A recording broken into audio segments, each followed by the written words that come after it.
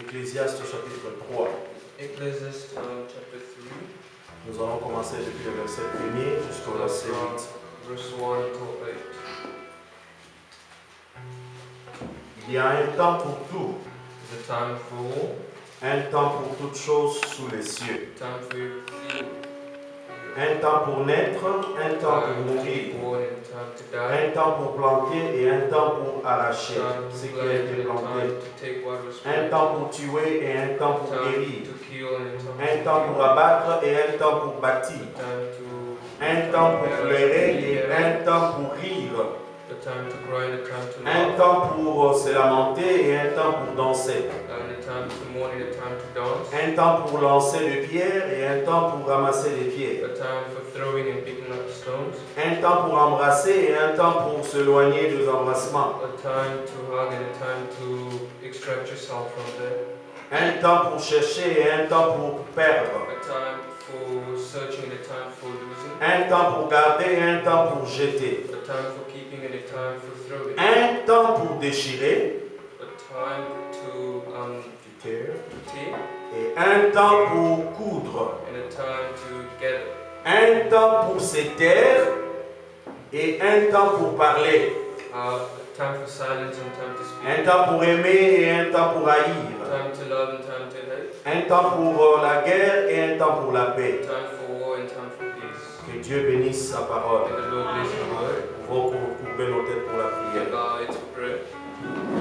C'est toujours l'ancien Saint-Esprit et Satan peut l'approcher. C'est pourquoi le peuple le craint. Il est si bon. Oh oui, donne-moi. Oh, donnez-moi l'ancien évangile. Donnez-moi l'ancien évangile. Il est si bon pour moi. Et toujours l'ancien Saint-Esprit. Satan ne peut l'approcher. Pourquoi le peuple le craint? Il est si bon pour moi. C'est le vieux bateau de Sion. C'est le vieux bateau de Sion. C'est le vieux bateau de Sion.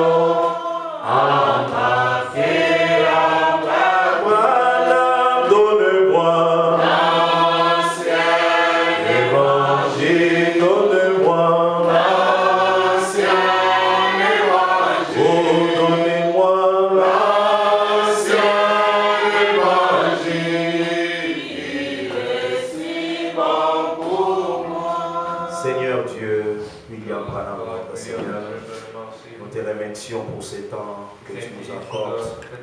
Nous voulons écouter ta parole, point nous du début à la fin, car nous comptons sur toi, Seigneur. Ouvre les yeux de ceux qui peuvent voir, ouvre les oreilles spirituelles de ceux qui peuvent entendre et te laisser voir. Nous croyons que tout s'est fait par la prédestination. Dans ton plan merveilleux, tu savais que nous allions nous retrouver encore aujourd'hui ici pour essayer de répéter ta parole. Reçois la gloire et l'honneur. William Branham, notre Christ. Amen. Que Dieu vous bénisse. Avant de commencer, nous sommes dans la joie de nous retrouver encore dans la maison de l'Éternel. Et nous voulons recevoir une invitée que le Seigneur a permis qu'elle soit avec nous ici. C'est une de nos clients. Il est venu une fois me dire, pasteur, je voudrais avoir l'adresse de l'église et je voudrais venir communier avec vous. communion with you. Je pense que ces jours-là, elle n'était pas believe venue that pour day prendre she de l'argent ni pour envoyer de to l'argent, get money, not to send money. mais elle était venue avec empressement. She came with Et j'ai écrit seulement l'adresse de and I wrote l'église sur un bout de the papier address on little que je paper lui ai remis. and I gave her. Et aujourd'hui, pendant que je me préparais pour venir As ici, I was preparing to come here, elle m'a appelé. she called me. C'est la sœur Lydia. Tu peux te It's mettre un peu Sister debout. Lydia. You can please get up. L'église resteront là au nom du Seigneur.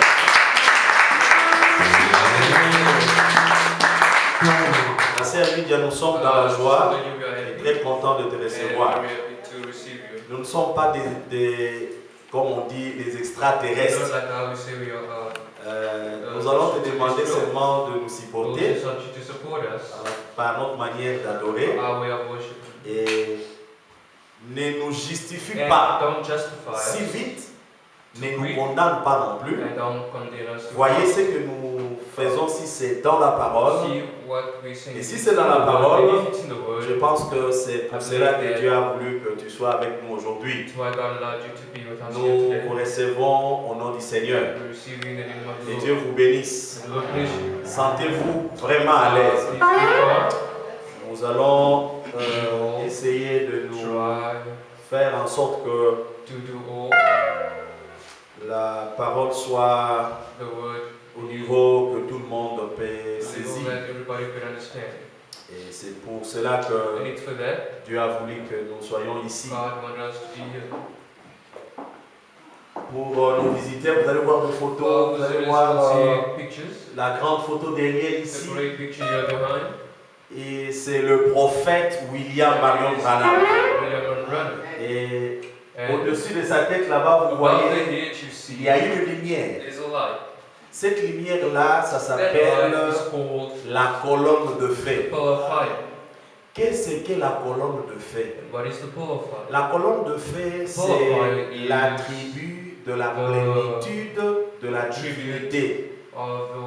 Et c'est cette colonne de feu qui identifia Jésus-Christ comme étant le Messie de son jour. Mais cela ne commença pas avec le Seigneur Jésus. La première fois que la colonne de feu fut identifiée dans la Bible, c'était avec Moïse. Lorsque les enfants d'Israël étaient en captivité, vous savez, Dieu avait promis qu'il ferait sortir son peuple par la main puissante. La Bible dit seulement par la main puissante. Mais cette main puissante dont parlait la Bible, c'était un homme. Cet homme-là, c'est Moïse. Un humain comme nous les humains. Il avait des hauts et des bas, mais Dieu l'avait pointé pour qu'il soit le libérateur pour les enfants d'Israël. Et c'est en ces temps-là que parut pour la première fois la colonne de feu. Et la colonne de feu conduisait les enfants d'Israël le jour. Et la même colonne de feu la nuit, elle devenait la nuée. Et les enfants d'Israël ne suivaient que la colonne de feu. Et Moïse avait été divinisé. Il était Dieu pour Israël. Je pense que je vais m'étendre un tout petit peu pour que vous puissiez saisir ce que nous sommes en train de faire aujourd'hui. Si vous prenez